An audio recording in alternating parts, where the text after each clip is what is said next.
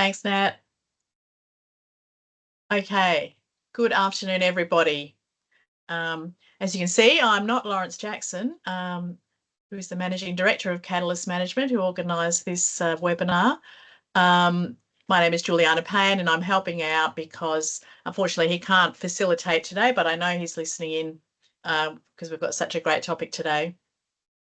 So please let me start the meeting by acknowledging the original custodians of the lands on which we're meeting today. I'm in Sydney, and therefore I acknowledge the Gadigal people of the Eora Nation and pay my respects to their elders, past, present and emerging. And as we have quite a wide audience today, on behalf of attendees from across Australasia, I collectively acknowledge the sovereignty and wisdom of all First Nations people Indigenous to Australia and New Zealand. By way of background, this forum, Philanthrocrat, was established in 2006 by Lawrence and his good friend and mentor and esteemed colleague Peter Phillipson. It gives me great pleasure now to welcome all of you to this call and to welcome and thank our very special guests. We have our guest of honour, Dr Annelotte Walsh, Director of Research, Centre for Asian Philanthropy and Society, known as CAPS. You might have had the pleasure of meeting and seeing a present at the last CASE APAC conference in Hong Kong earlier this year. And in conversation with Dr Walsh is Alex Furman, who was also at the conference and will lead today's discussion with Dr Walsh. We also have a special guest, Molly Mazzello. Many of you again will know her, Director of the Funding, Research and Consulting firm, who's been a long-standing partner with Philanthrocrat, and she'll give us a vote of thanks at the end. So a couple of housekeeping bits, of course. Please mute yourselves during the talk. At the end of the talk, when we've got time for questions, either can we ask if you please put up your hand on the screen or put it in the chat. We'll get to as many as we can, and if our guests have kindly agreed to do some brief responses if there's any in the chat that we don't get to. So thank you for that. And just before I hand over, to thank our partners to help publicise and promote the event and have been great long-standing partners, the Fundraising Institute of Australia and Molly's firm, Fundraising Research and Consulting. So over to you, to our special guests, Annelotte and Alex. East meets South, philanthropic pathways in Asia and Australia. Juliana, thank you very much. It's an absolute pleasure to be here, and we're delighted to be part of this webinar. So I too acknowledge that I am on the lands of the Ngunnawal and Ngambri people and pay my respects to elders past and present, and would like to welcome everyone who has joined us today. Dr Annelotte Walsh, Annelotte, welcome. It's great to see you again. Thank you. As mentioned, you gave the opening plenary for the CASE APAC 2025 conference, and I had the privilege of being there. So I know for everyone on the call today, we're in for a real treat. There is so much that we can talk about, but we have a short amount of time to do it in. So without further ado, let's get into our conversation today. And I think as a starting point, I invite you to perhaps start by sharing some of the key characteristics of Asian philanthropy. Right. Thank you so much, Alex, for inviting me here, and to Natalie, Lawrence and Juliana. It's a pleasure to be here and to speak today about some of the Asian characteristics and trends that are happening here. I think before I can go into the trends, I think I want to set the scene a little bit. And I do actually have 3 very short slides with some data points just to visualize it a little bit. And I don't have to speak to all of them, but the audience can then get a bit of a sense of what I'm talking about. In order to understand Asian philanthropy, it's important to understand the context. And Asia, some people use this term, the 21st century is the Asian century, and there's a lot of evidence for that. There's a lot of rising wealth, both at a kind of country level. All these countries and economies are moving to kind of the next level of middle income to higher income economies. There's 50% of the population of Asia is now middle class or above, freeing up more resources, but also the very, very rich are rising. And China has more billionaires than ever before. There's really this large group of very wealthy people, and that is rising. Alongside this,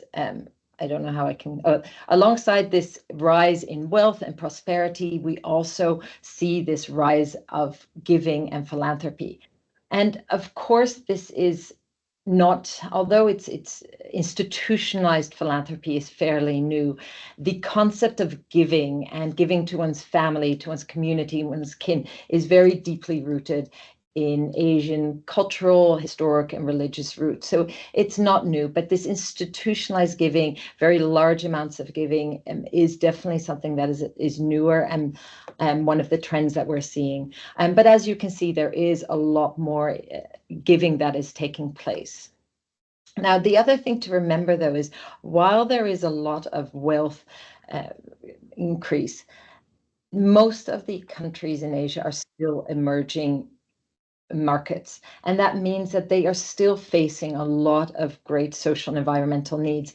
And that does influence where the money is coming from and where it is going.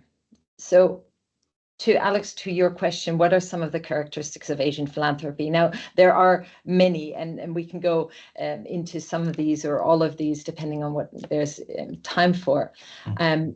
But just very briefly, there's a very close linkage between family and business. There's a very important role of government. The focus of giving tends to be very kind of focused on the community. With this growth of institutionalized philanthropy, we see professionalization, and values is a cornerstone of philanthropy here, in both on what it is based on, but also what it is hoping to achieve and passing down those values. So that is just a very brief kind of introduction I've lost my own screen, to what, just to kind of set the context, and happy to dive into any of these points a bit more with you. Thank you, Annelotte. I mean, I think that really does set the scene for those who've joined us today. You and I had a chance to talk about this in advance, and one of the things that really struck me is your comments around the last point on your last slide there, which was around values. And we talked a lot about the importance of trust, which was something that certainly came through strongly in your address at CASE. And I wonder if you might, as we think about motivations, whether you might expand a little bit on that point. Absolutely.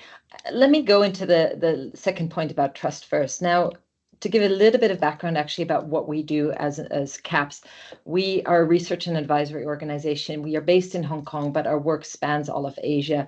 And the purpose of our main mission is to increase the quantity and quality of all forms of private wealth. So philanthropy, CSR, impact investing, to increase that in Asia.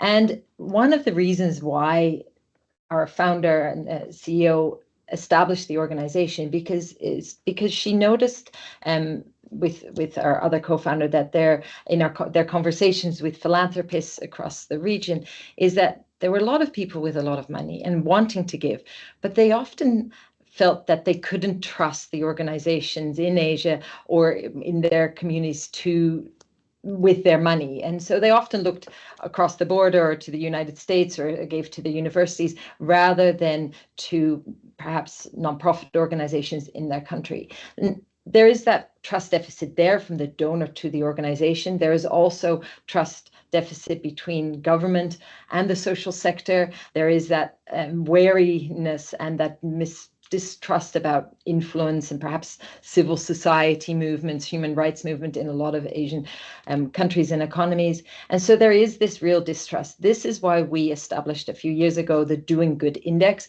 which is a report that comes out every 2 years that looks at 17 Asian countries and economies to really look at what are the factors that are enabling and hindering this money to come in and out of the country and what can really help. And we look specifically at areas of regulation, how accountability measures, because this is something that is often lacking or still evolving. In the past, governments may not have had that need to really put in place strong accountability measures, financial reporting measures, board governance requirements. So that is something that we are seeing happening in some countries and economies, whereas in others that's still lacking. And so those are things that really can help. One of the things that we also say, it's so unfortunate in our sector that that one kind of scandal that may happen, one case of, say, misuse of funds or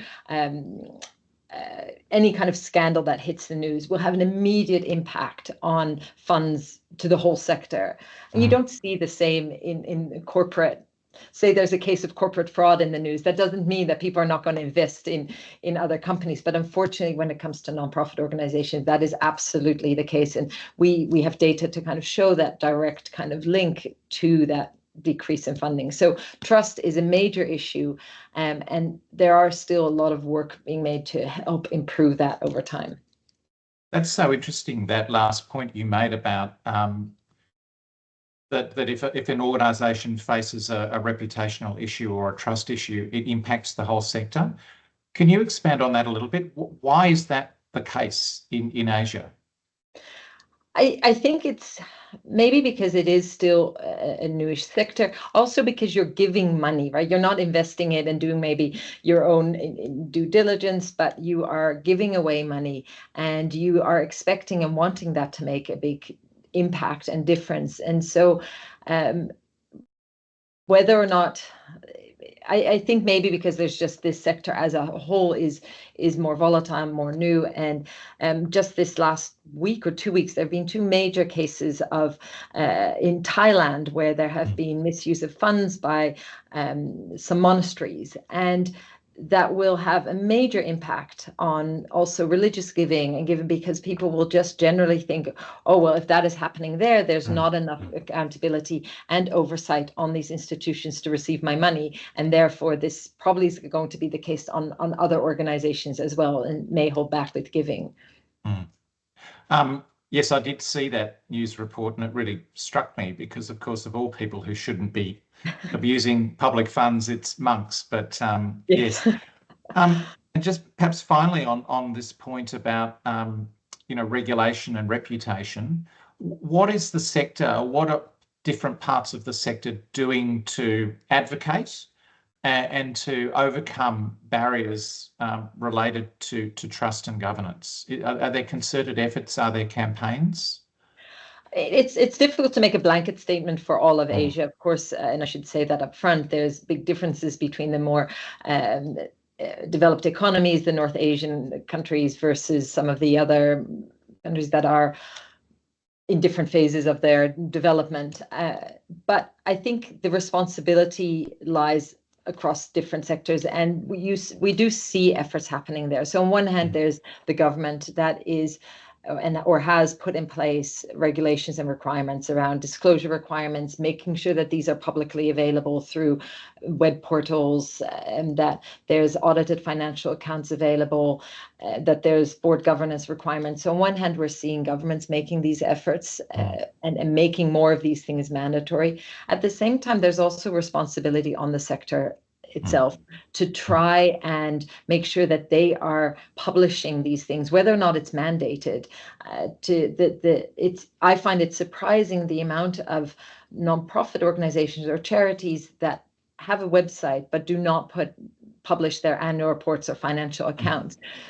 To me, that is one of the first things I would want to look at if I'm considering making a donation.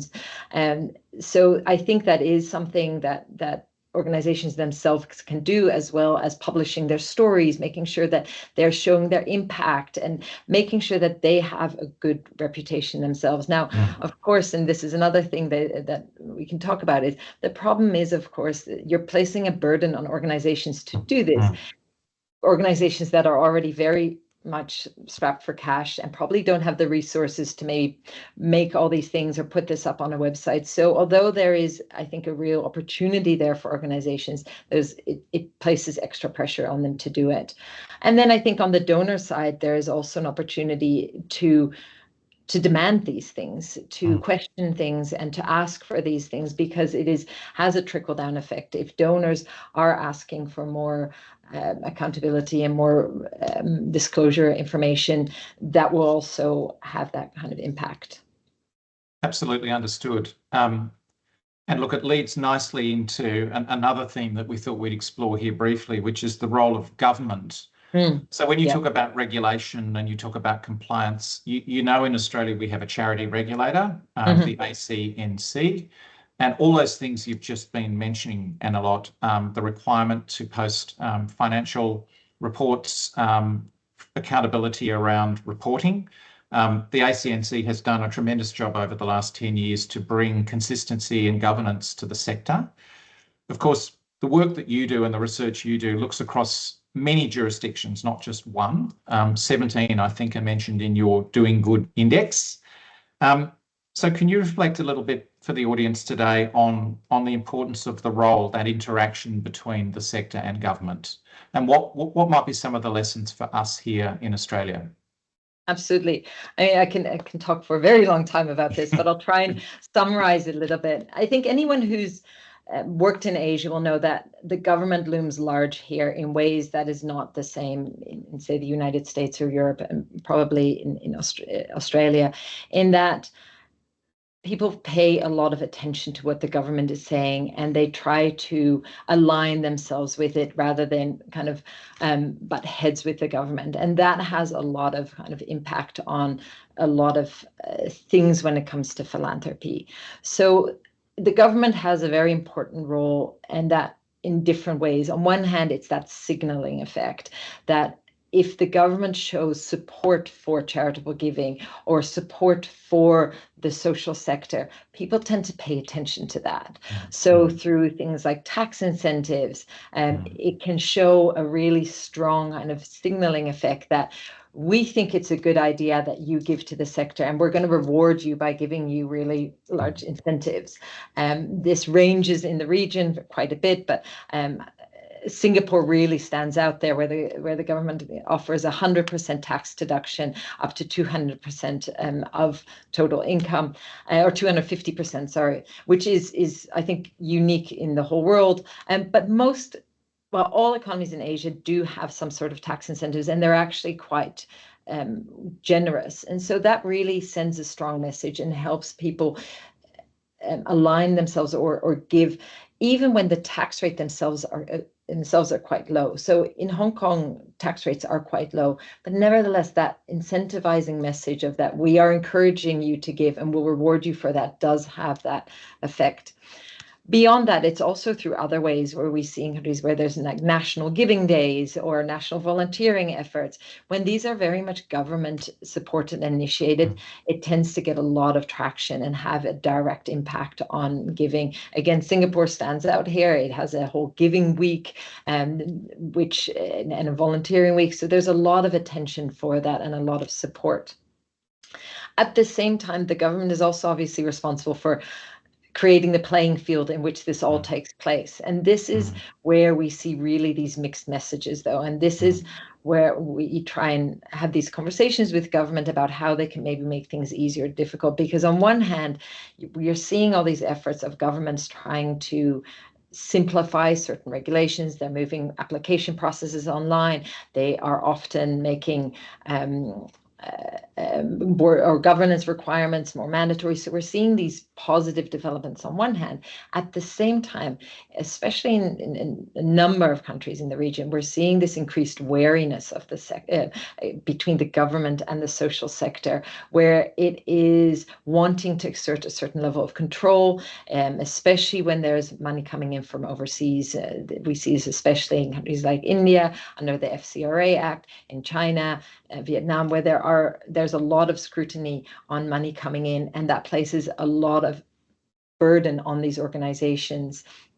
And so the government has this kind of interesting role to play. On one hand, finding that balance between wanting to put in place regulations that can help the sector, while at the same time making sure that that doesn't place undue burden on these organizations, and really kind of is almost a bottleneck. We often hear CAPS describe it as cholesterol when it comes to regulations. It's like there's good cholesterol and we want more of that, but you don't want the bad cholesterol because that's just going to clog up the whole system.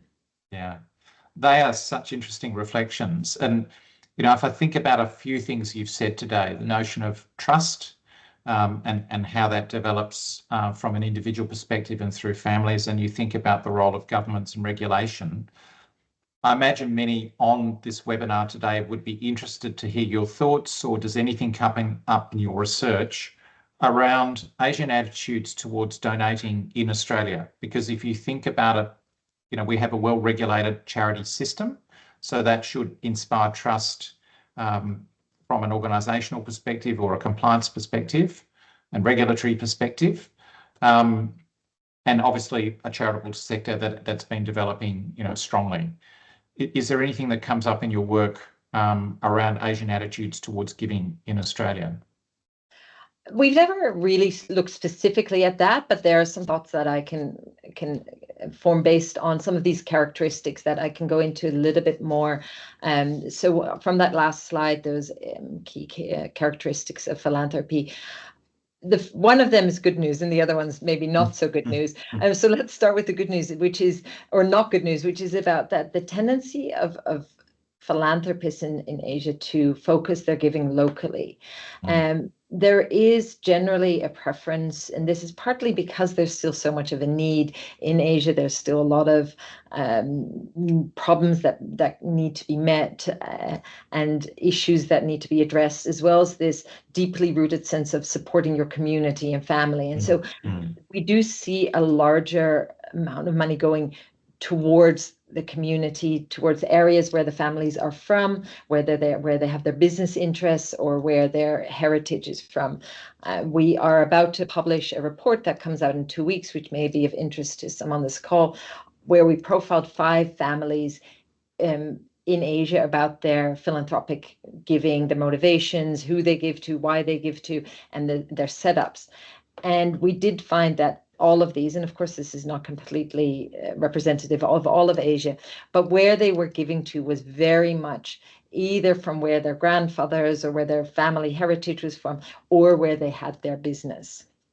This leads me to the second point, though, and that is this linkage with business. Now, in the US, and maybe also in Australia, but you have these really large foundations that were originally corporate foundations, but they operate pretty much independently from the company, like Ford Foundation, Gates Foundation, Packard Foundation. These are very large independent foundations. We don't have those in Asia. In Asia, things are much more linked, and in a way it creates this gray area. 75% of conglomerates in Asia are still predominantly family owned. And so there is still a very large family influence into these big companies. And so when a company when a family decides that they want to engage in philanthropy, they do this usually across a full spectrum of ways. They do that maybe through their personal philanthropy, maybe they also have a family foundation, maybe they also give through their company or through their company foundation, and more often than not, through all of those. And what this means is that they are not just philanthropists, but they are business leaders at the same time. So they are looking at and approaching philanthropy very much with a business point of view as well. How can I help, whether it's my community or perhaps something in Australia, how can I help a community there while it also helps me with my business. Does it help my business in terms of getting more building relationships, building networks, building constituents? And so I think that is something to think about for people in the audience, that there is very much still a more pragmatic approach to philanthropic giving. It's less about perhaps just the trying to solve for an issue area, like I want to solve malaria, or I want to give towards decarbonization. It's much more about, I want to try and address the variety of needs perhaps in a community or an area, and I'll do whatever that needs, while at the same time seeing how that can benefit me. Yeah. Look, I think we've seen for a long time, Annelotte, that for Australian businesses who want to be successful in Asia, there has to be some sort of value creation locally, and that's been recognised for a long time. And certainly in my own work in fundraising, I've seen many examples of where we want to engage with philanthropists in the region. It is terribly important that the impact of their giving is felt in that region. Mm-hmm. So it sounds like it's really important to think about the local impact for people on this call, and how would you create those partnerships? How would you create that relationship that demonstrates that value back to those communities? Yeah, and there's actually a third thing comes to mind now, which is also linked to these characteristics, is this professionalization of the sector and what that actually means. So it is institutionalized philanthropy, and the kind of beyond just charitable giving, is relatively new compared to other areas in the world. A lot of foundations are much younger, and a lot of even second or third generation are now starting to think about this. Many are not yet ready to set up a large family foundation, but they're starting in kind of smaller steps, maybe setting up a fund, a donor-advised fund. Maybe they're setting up a family office with a philanthropic arm. And so there is this new kind of up-and-coming space. But with that, there's a lack of really understanding of how it works. And we saw that, for example, in our study on donor-advised funds, where we were looking about why are people in Asia so interested in this? And more so than tax benefits for the donors, they were interested in the services that these philanthropic advisors were giving, and being able to maybe help with the vetting process, or help identify potential areas of giving, help with the administrative process. And so I think one of the things to think about is that there are a lot of people that are entering the space wanting to give back, wanting to identify opportunities for their philanthropic giving, but not always know where to start, or how to do that, or who to give to. And there is also a real lack of knowledge. And there is in most countries in Asia, there's no such thing as a philanthropy advisor. There's no official job in that sense. And so there is a real demand for it. Family offices that are traditionally focused on wealth generation and maintenance, all of a sudden are being told by families, oh, we also want to venture into this philanthropic side and impact investing side. But the staff that work there often don't really know what to do there. And so we are seeing a real demand for that. And so there is opportunity, I think, to engage with that, to help educate and identify opportunities, perhaps also in Australia. So how are they meeting some of that demand through capability building? And it sounds like, again, I don't want to sound mercenary, but for those on this call, for arguably a slightly more mature market like Australia, perhaps there's opportunity for us to think about how we create that value through that capability building, sharing knowledge, sharing practices. Is that a way that people could think about? And how are they meeting that need? I mean, are they importing it? Are they borrowing models from overseas, or are they investing in programs to develop in-country expertise? I think this is still so almost new in the past few years that I think a lot of different things are happening. Of course, Singapore and Hong Kong are kind of in a space of their own, where the governments are really trying to attract these family offices. So we've seen a real mushrooming of family offices, and therefore more demand for this space. There's also this increasing impact investing space and interest and knowledge for that. So both in Hong Kong and Singapore, we're seeing these kind of intermediary organizations emerge. The Hong Kong Wealth Legacy Institute, the Wealth Management Institute in Singapore, various of these institutes that are trying to create capacity building, knowledge building, and sharing for this sector. Beyond Singapore and Hong Kong, this is not happening as much. In China, there's obviously, I mean, China is almost a whole different ecosystem in itself, but there are players in that space. But in China, obviously, getting money in and out is a whole different aspect, and with very specialized knowledge. But I think there are things happening, but I think there is still a lot of need for it. I think there's always, I spend quite a lot of time at some of these our forums where we're engaging with a lot of these people that are advising in this space or working for foundations and are constantly interested in learning and wanting to know more and wanting to hear about opportunities. Well, you'd be well aware there's a lot of interest in Australia about, I guess, some of the new ways of giving or creating social impact. And you've mentioned some of them: impact investing, donor advised funds, which is not something particular to this country, but the kind of blended finance model. I mean, if you could look into your crystal ball, Annelotte, I mean, where do you see some real traction? Where do you see the real interest in some of these new ways of giving? So impact investing, there is a lot of interest in this. There's a lot of talk. It's become buzzword. There's constantly talks, webinars, conferences. There is also a growth in the amount of impact investing going into Asia, but that is still largely coming from the global north.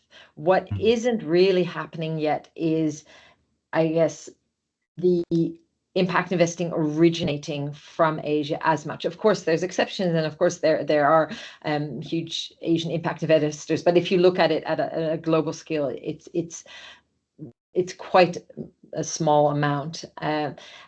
Again, I think it's the lack of capacity. I also do think that the whole conversation around impact investing is, in a way, a bit flawed, because it covers such a spectrum of investment opportunities, from below market rate to above market rate. And these things have different audiences and have different implications on what you may be investing in and who you may be investing in. But often this is all conflated into one conversation.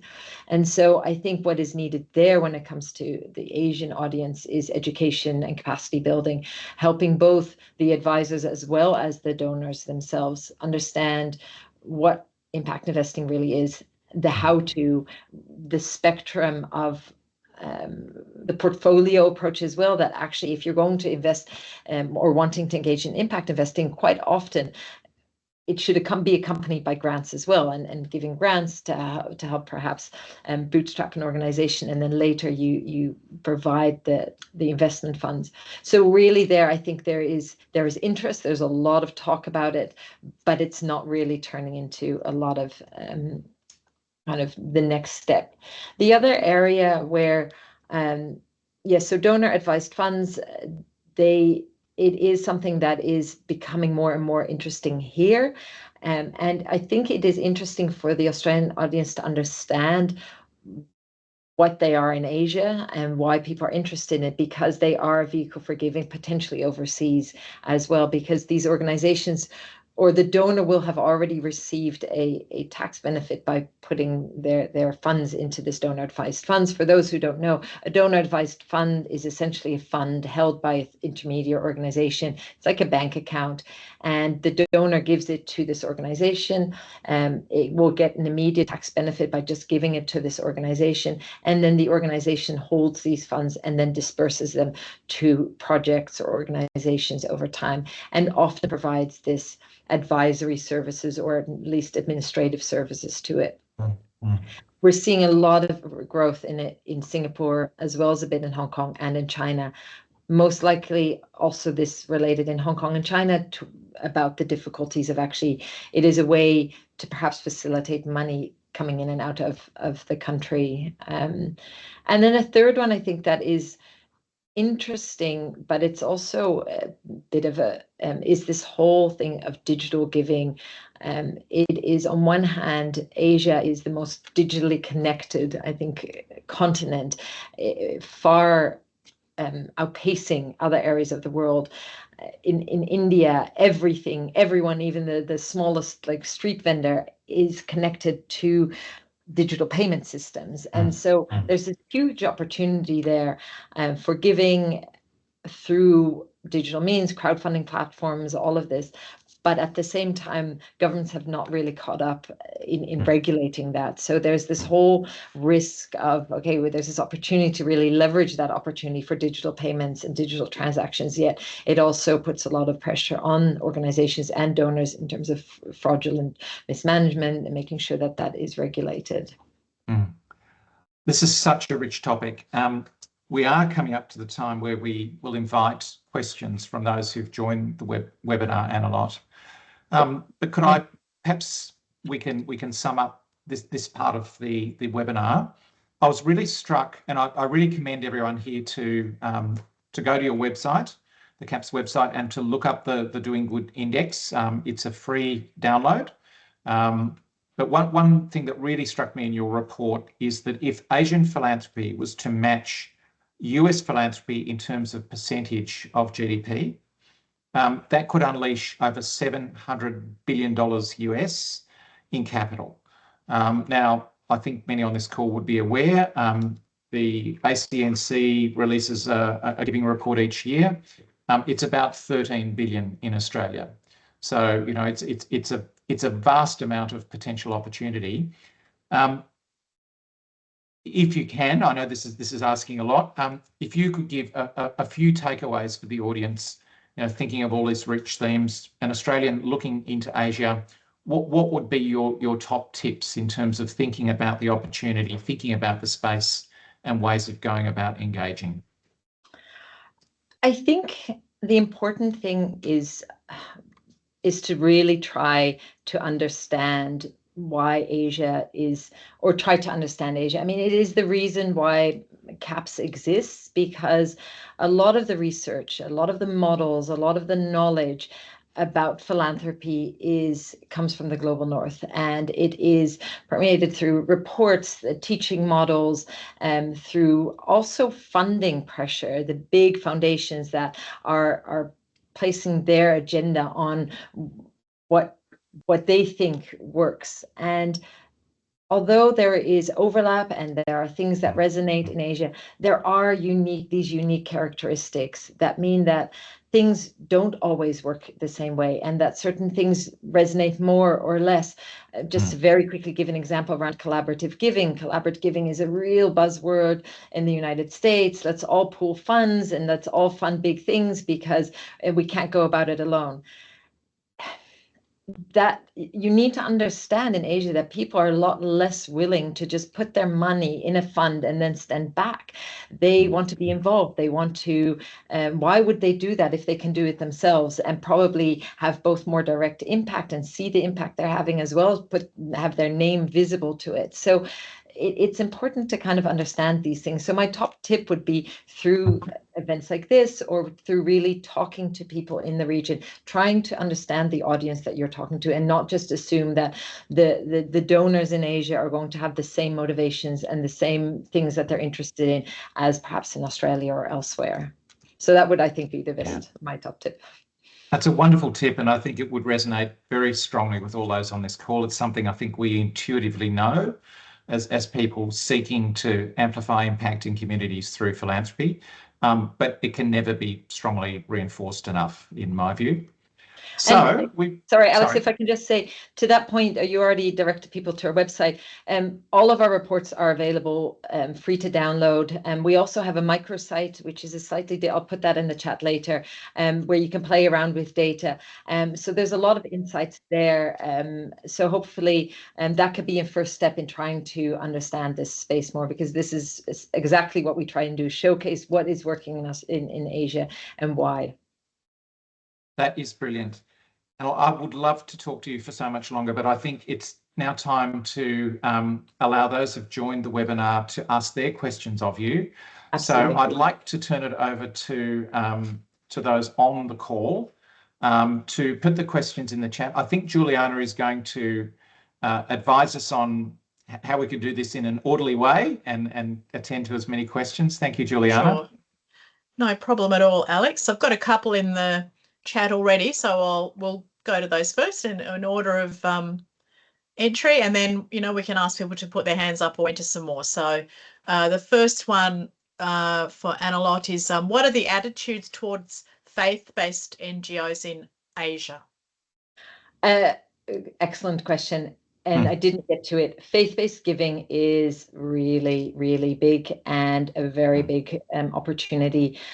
I think Asia is the home to almost, I think, what is it, the large proportion of Islamic population there. But beyond that, there's very strong cultures of giving in the almost Asian religions. It is a very large untapped, I think, opportunity. We are seeing engagement with it. So we survey for the Doing Good Index. We survey about 1,200 nonprofit organizations across the region, and we ask for their perceptions and experiences in a lot of things. And we find that faith-based giving is a very, very important source of funding in most countries. And this is not just towards religious institutions, but also for just their kind of to a church, but also to social issues that are going through these kind of financial institutions, but especially when it comes to Islamic fundraising, there's these intermediate organizations that will collect this money and then disperse it, and they play really, really important roles in Indonesia, Pakistan, a lot of those countries, Malaysia. They are huge actors in this space. I don't know if that actually, but your question was more about the attitudes. I think it is a very open attitude. I think, of course, can't speak to everywhere, and there are different faiths, but generally it is a very well accepted and very normal approach to giving, and that it's faith-based. Thanks. Should we keep going? I'm not sure if you can probably see the questions yourself, but just in case people can't, have CAPS done any research on expat giving in Asia, particularly Hong Kong, Singapore? Well, we are in the midst of a study on diaspora giving. So that's, I think, more the other. So expat giving in Asia, it's giving by, I think that's the other way around, though. I think the question is more about expats living in Asia. And for that, no, we haven't. So I can't speak too much about that. I think there is an opportunity there to tap into the expat communities. Having lived here in Hong Kong for many years, there's large expat communities that hold many events, also fundraising events, also through a lot of academic communities. So I think there is a lot of opportunity there. We have not looked at it. We are looking at the other way of the opportunity for, say, Indian, Chinese, Philippine diaspora overseas to be giving back into Asia, but that's probably not exactly what you're after. So unfortunately, no, we have not looked into that. And in light of Australia's strong ties with multi-generation Asian communities, what opportunities exist to mobilise impact funding into Asia by engaging professional diaspora networks? I think that you just talked about. Yeah, so there's a few parts of this question, but I think it's an interesting. So yes, the multi-generational Asian community, it's interesting. Like just in that study that we recently did on these 5 families, apart from one, these were all multi-generational families, and often for example, one of the families, the 3rd generation, none of them live in Asia anymore. They all live in different parts of the world.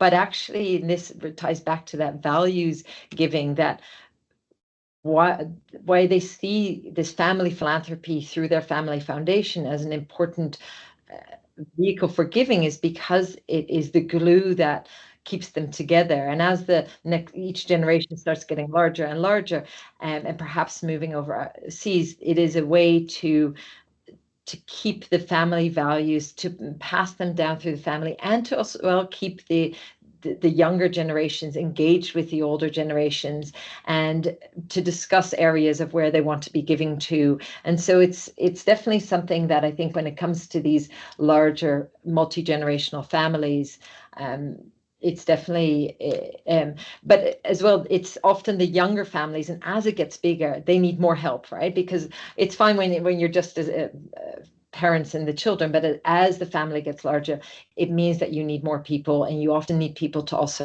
help manage those relationships, and there's interests of the different families. So the professionalization is also happening alongside that growing of the family.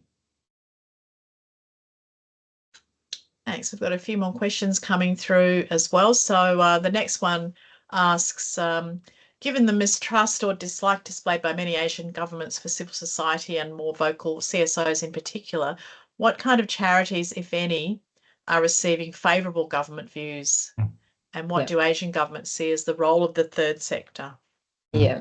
So we don't use the word civil society generally because to the point, it's quite frowned upon. It's often, or it's not frowned upon, but it is associated with political civil rights movements, human rights movements, and I think anything to do really when it comes to those areas in many countries in Asia is problematic. Most countries do not allow pure advocacy organizations. If you, in Hong Kong, if you say that you are an advocacy organization, you will not get charitable status. Of course, there's organizations that can do it, but it can't be your primary focus area, and that's across the board. So advocacy as such, also human rights issues are a lot more difficult for organizations to fundraise. Also issues, politically sensitive issues, so minority issues, all of those are often times more difficult to fundraise for. I think the ones where it's not political, where you're looking at really basic needs, that the government realizes there's a problem, but they don't necessarily have the resources to direct money towards this. Education, healthcare, climate, these are a lot less seen as risky or problematic, and would face less problems or scrutiny in their operations. And to the question, like, how does the government see the role? We often refer more to the social sector, and that really differs.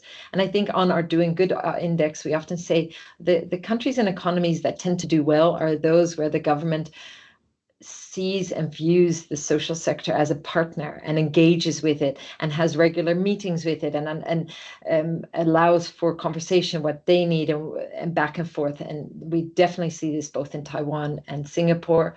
Then there are economies where we're seeing the government largely engaging with the social sector as a procurement partner. They procure from the social sector. That's especially the case in China, as well as others where it's more in a procurement relationship.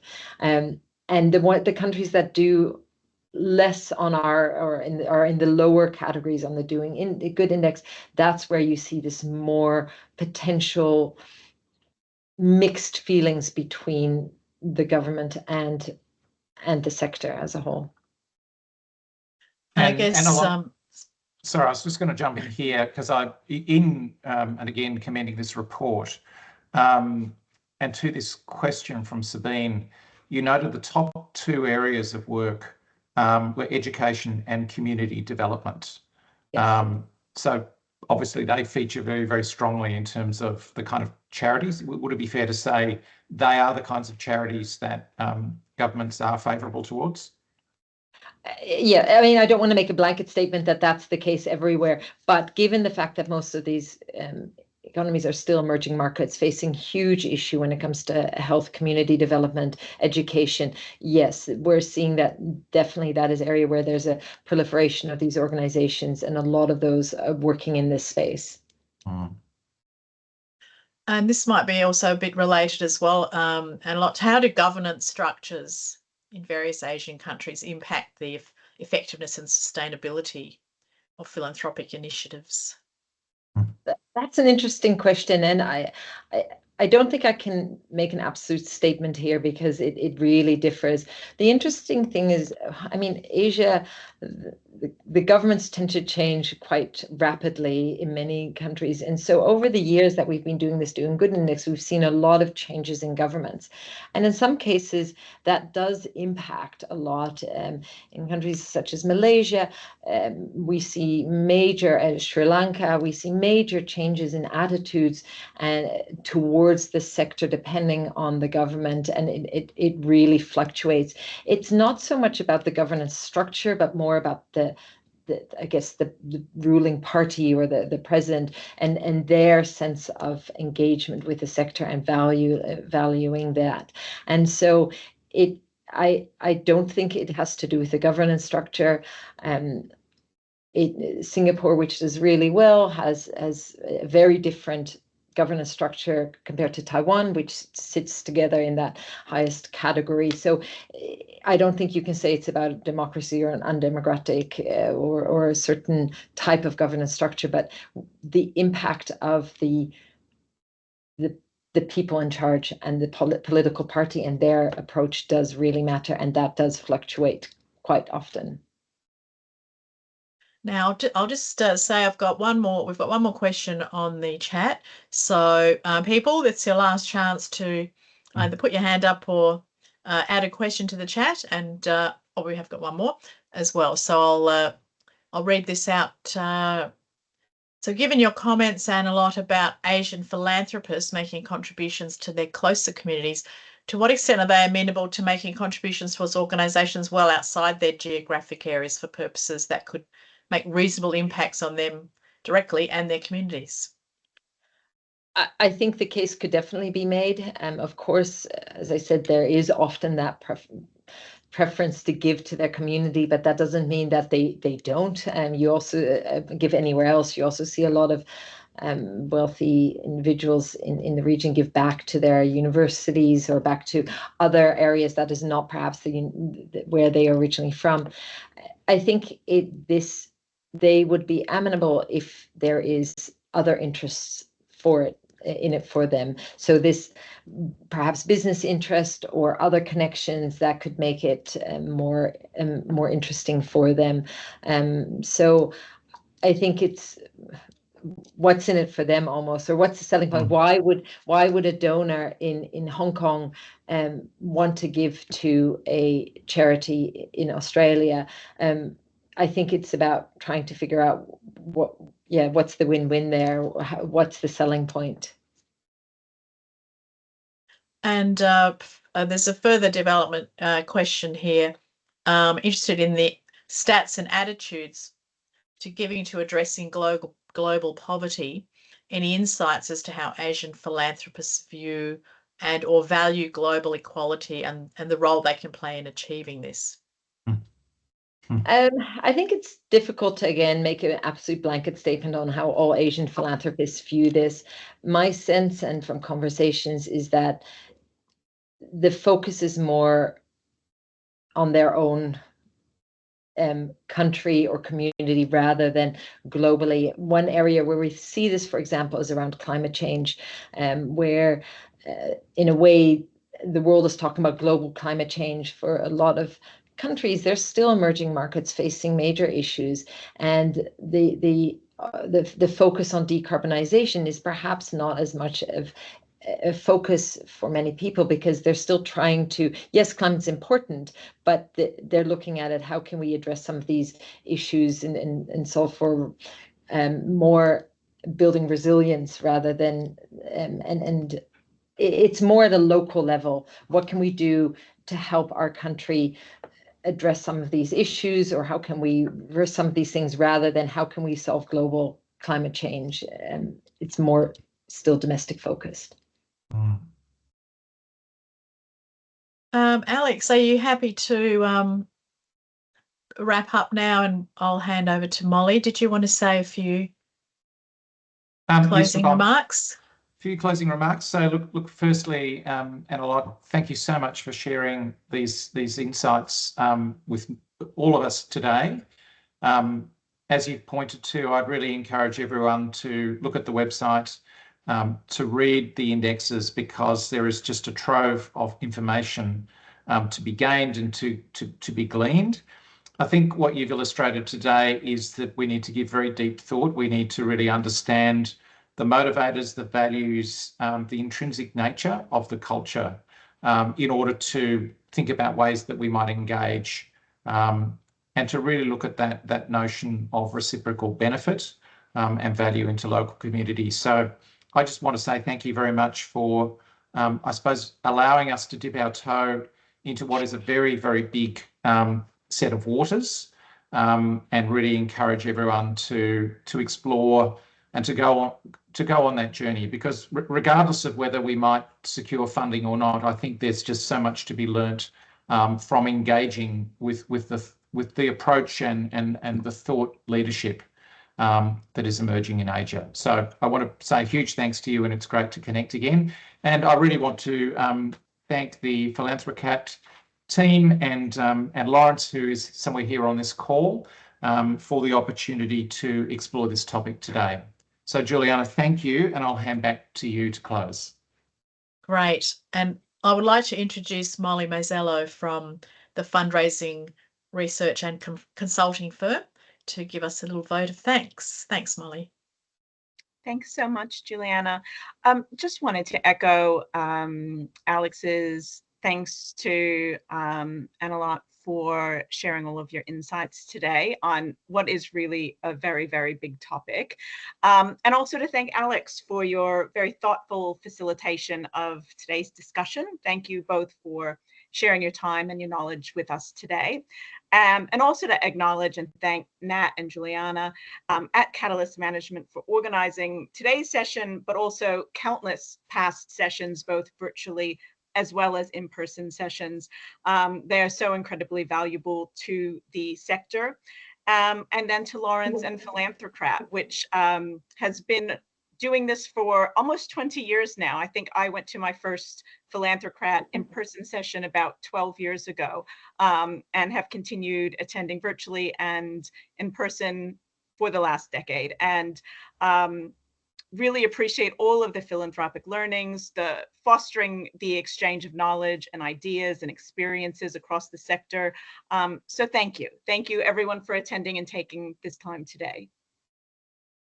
And yeah, on behalf of Lawrence, I'll reflect back as well. Extra special thanks to Natalie, who works behind the scenes, that organises, orchestrates and coordinates, and even does the tech. So thanks, Nat.